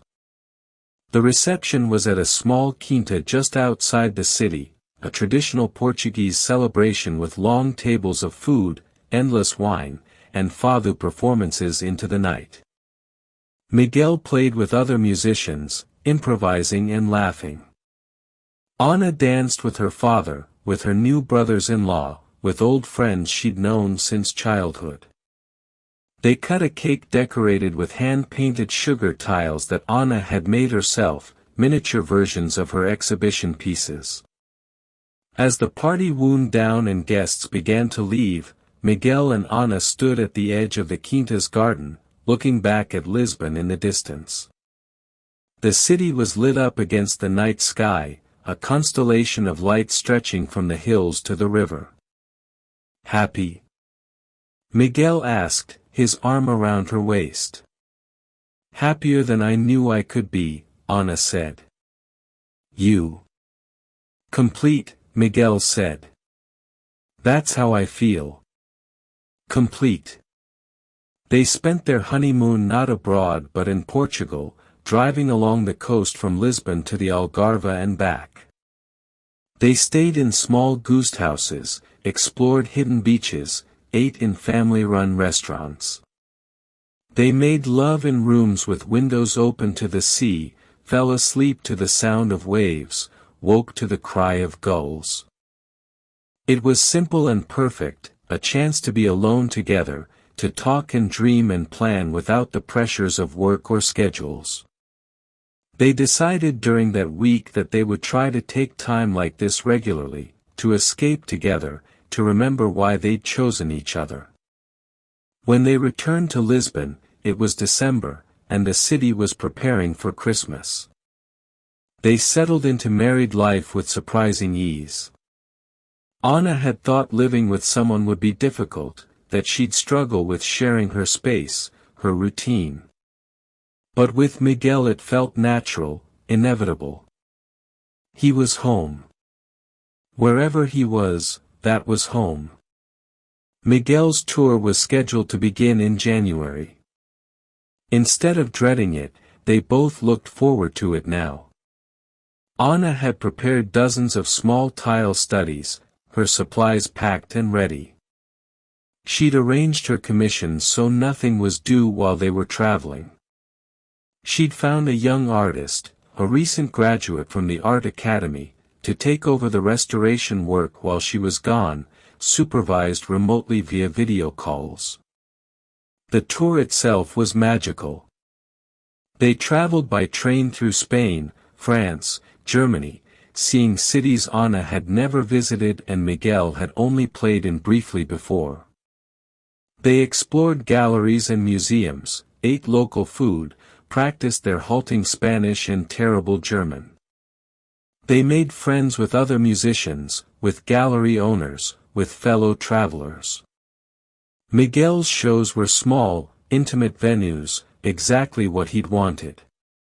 He played his album straight through, then added encores of traditional fado and new improvisations. People were moved by his music, by the obvious sincerity and skill. He sold out most shows, got excellent reviews, built a following that was small but devoted. Ana worked during the days while Miguel rehearsed or did interviews. She created a series of tile pieces inspired by their travels, postcards from exile, she called them, tiny perfect miniatures that captured the essence of each city they visited. A windmill in a German sky. A bridge over the Seine at sunset. Gothic spires reaching toward clouds. Each one was a love letter to the places they saw together. By night, she attended Miguel's concerts, sitting in the front row or backstage, so proud of him she thought her heart would burst. She watched audiences fall in love with his music the way she'd fallen in love with him, saw them moved to tears by his guitar and his presence.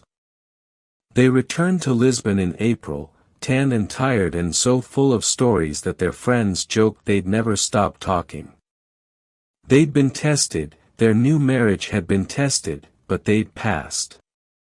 They'd learned they could be together 24 hours a day without killing each other, could support each other's work, could navigate the challenges of travel and performance and creation side by side. Anna's Postcards from Exile series was exhibited at the gallery in Chiado that summer and was a massive success. The pieces sold immediately, and commissions poured in for more. But Anna was careful this time, mindful of balance. She accepted only what she could handle, what wouldn't consume her life or compromise her marriage. Miguel was invited to record a second album, to tour more extensively. But he too was careful, choosing shorter tours, closer to home, nothing that would take him away from Anna for more than a few weeks at a time.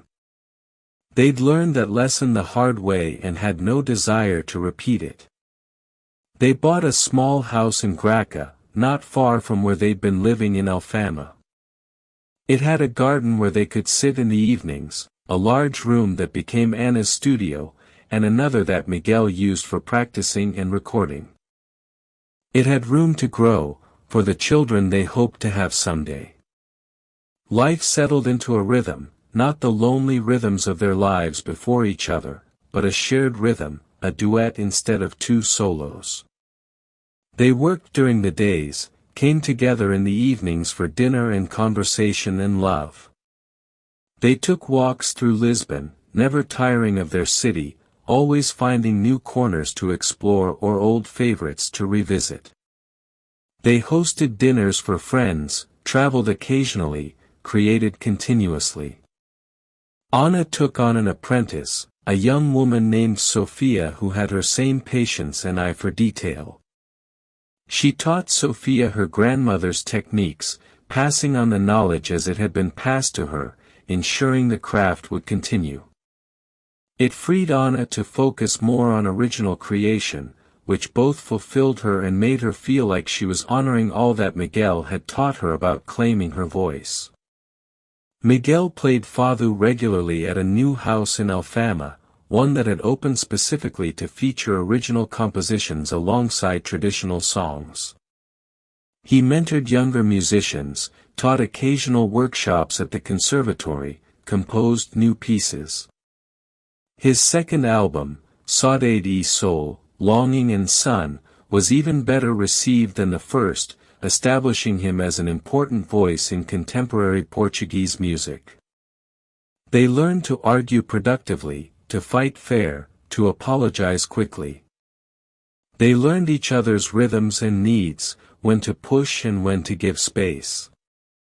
They learned that love wasn't just a feeling but a practice, a daily choice, a commitment renewed with every small act of kindness and consideration. On their first anniversary, they returned to the Miraduro das Portas do Sol, where they'd first met. They brought a bottle of wine and sat on the wall as the sun set, just as they had that first evening, though so much had changed since then. "Do you remember what you were thinking?" Anna asked, that day, before I turned around. "I was thinking about longing," Miguel said. "About Saudade. About feeling like something was missing from my life but not knowing what. And now. Now I know what it was," Miguel said. "It was you. I was missing you before I even knew you existed." "And you?" he asked. "What were you thinking that day?" "I was thinking about tiles I'd restored," Anna said. "About how they'd been broken and then made whole again. About how sometimes breaking is necessary for transformation." She paused, looking out at the city spread before them. "I didn't know then that I was the broken tile. That you were going to help make me whole. We made each other whole, Miguel corrected. That's what love does, I think. Not complete us, but reveal us. Show us who we really are and who we could become. They sat in comfortable silence, watching the light change, watching Lisbon transform from day to evening. They'd sat here hundreds of times now, would sit here thousands more over the years. This viewpoint, this city, this life they'd built together. Thank you, Anna said quietly. For what? For finding me. For not giving up on us when it got hard. For being exactly who you are. Thank you, Miguel echoed, for the same. For being brave enough to go to New York, even though it nearly broke us, because it taught us what we needed to learn. For coming back. For saying yes on a rainy sidewalk. I'll always say yes to you, Anna said. To us. To this life we're building. Good, Miguel said, kissing her temple. Because I have a lot more to ask you. Years and years of questions. They stayed until the stars came out, until the city below was fully alive with lights, until they were cold and hungry and ready to go home. But they would come back, tomorrow or next week or next month. They would always come back to this place where they'd found each other, where their story had begun. Years passed in Lisbon the way they do in cities that have seen centuries come and go. Empires rose and fell, but Lisbon remained, golden and patient, built on its 7 hills, embracing its river, welcoming those who chose to call it home. For Anna and Miguel, the years brought changes and constants in equal measure. Their hair began to show gray, first just a few strands, then more. Lines appeared around their eyes, earned through years of laughter and squinting into Lisbon's bright light. Their hands, always busy with tiles or guitar strings, showed the marks of their work, calluses and small scars, the beautiful damage of creation. They had 2 children. First a daughter, Maria, who had Anna's dark eyes and Miguel's musical gift. She could hum in tune before she could talk, would sit in Miguel's lap while he played guitar, her small hands trying to mimic his fingers on the strings. Then a son, Jose, who was quieter, more thoughtful, who loved to watch Anna work, mixing colors and pressing them onto tiles with intense concentration. The house in Graca filled with the chaos and joy of family life. Toys scattered across the floors. Children's drawings stuck to the refrigerator with magnets. The sound of music and laughter and the occasional tantrum. Anna and Miguel navigated parenthood the way they'd navigated everything else, together, learning as they went, making mistakes but always coming back to love as the foundation. They raised their children bilingual, in Portuguese and the languages they'd picked up during travels, wanted them to feel at home in the world but rooted in Lisbon. They took them on walks through the city, taught them to see the beauty in azulejos and architecture, in the way light fell on stone. They brought them to fado houses, let them fall asleep to music, taught them that art wasn't separate from life but woven through it.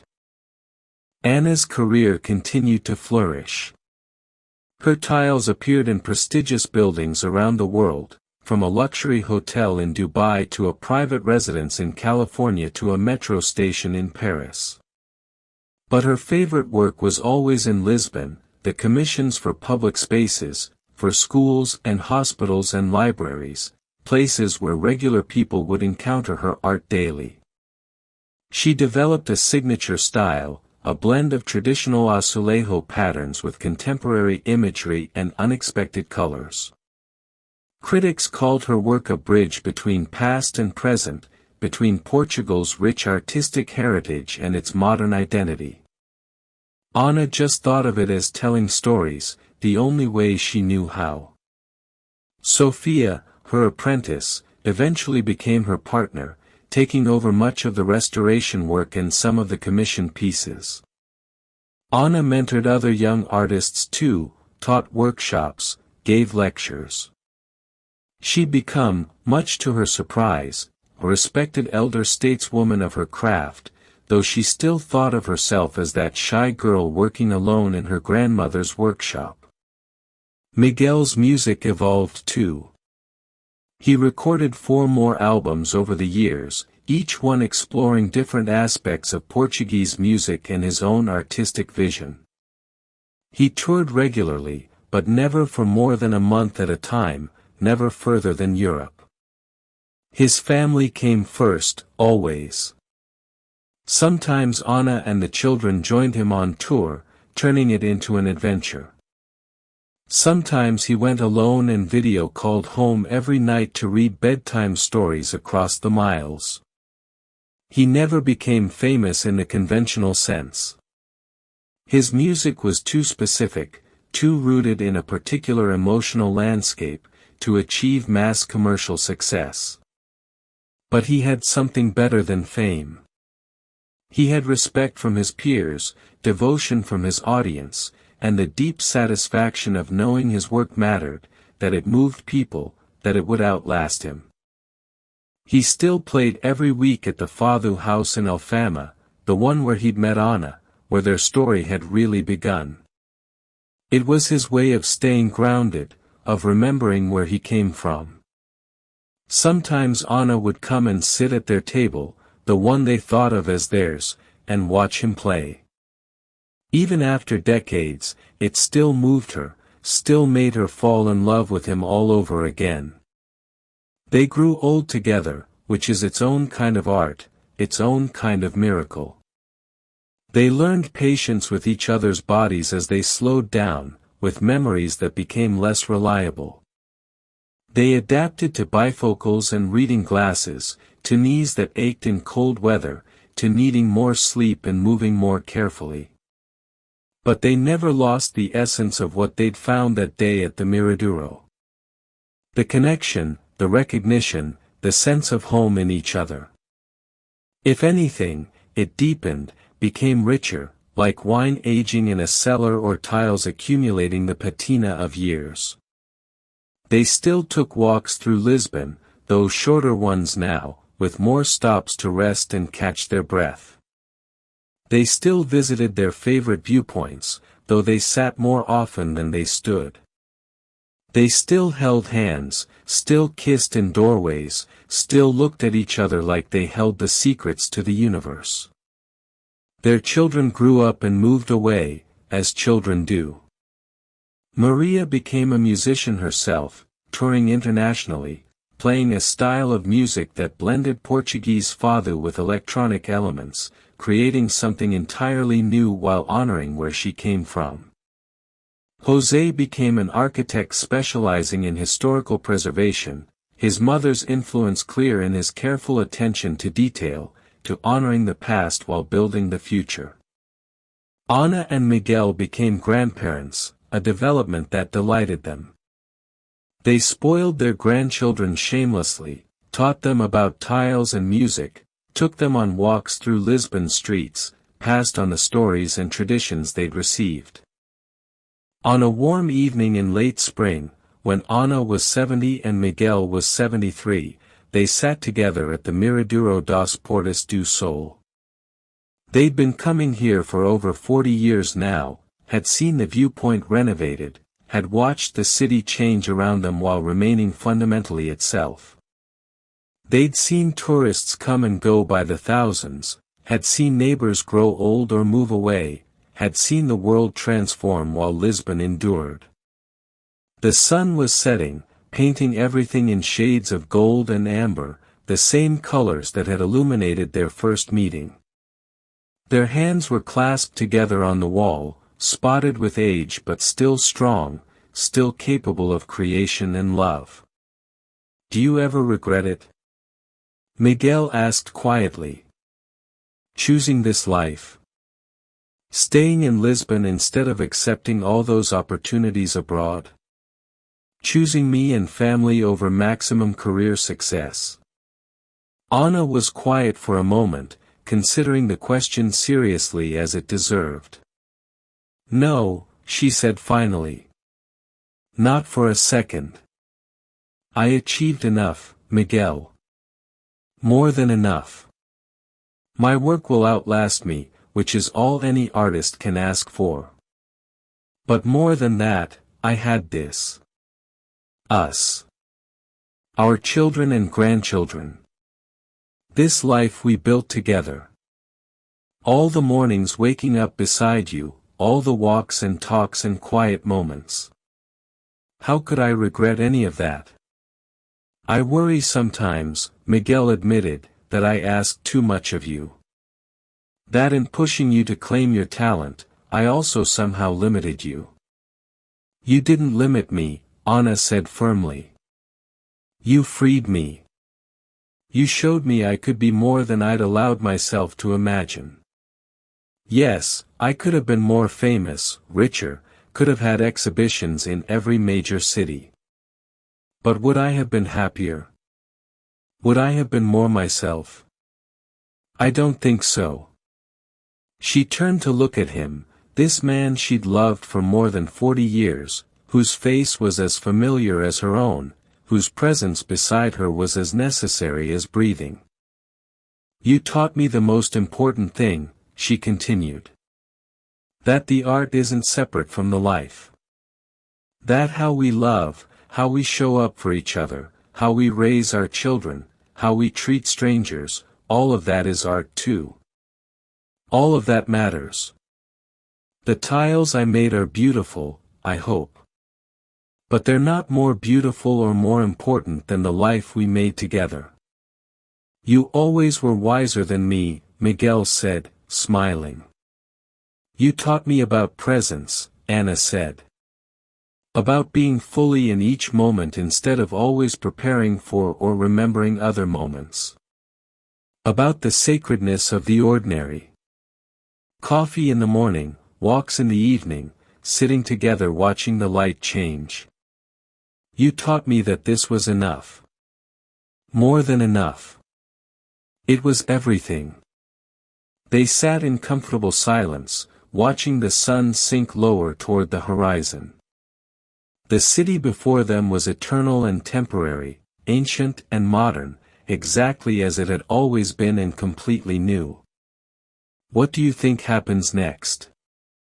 Anna asked. After this. After us.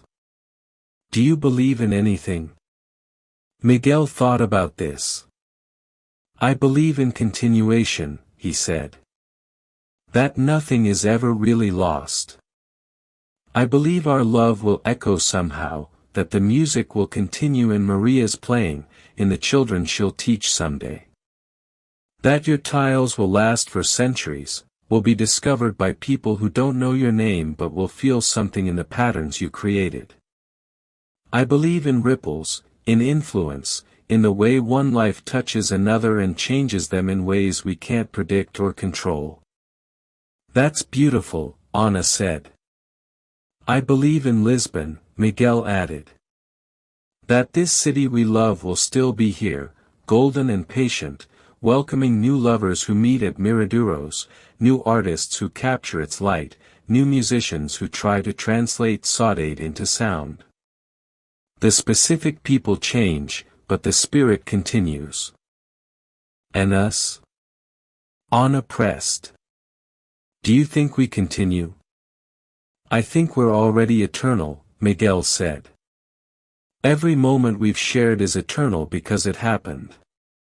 Nothing can unmake it. We are part of Lisbon's story now, part of its long history of people who loved here, created here, lived here. That's a kind of immortality, isn't it?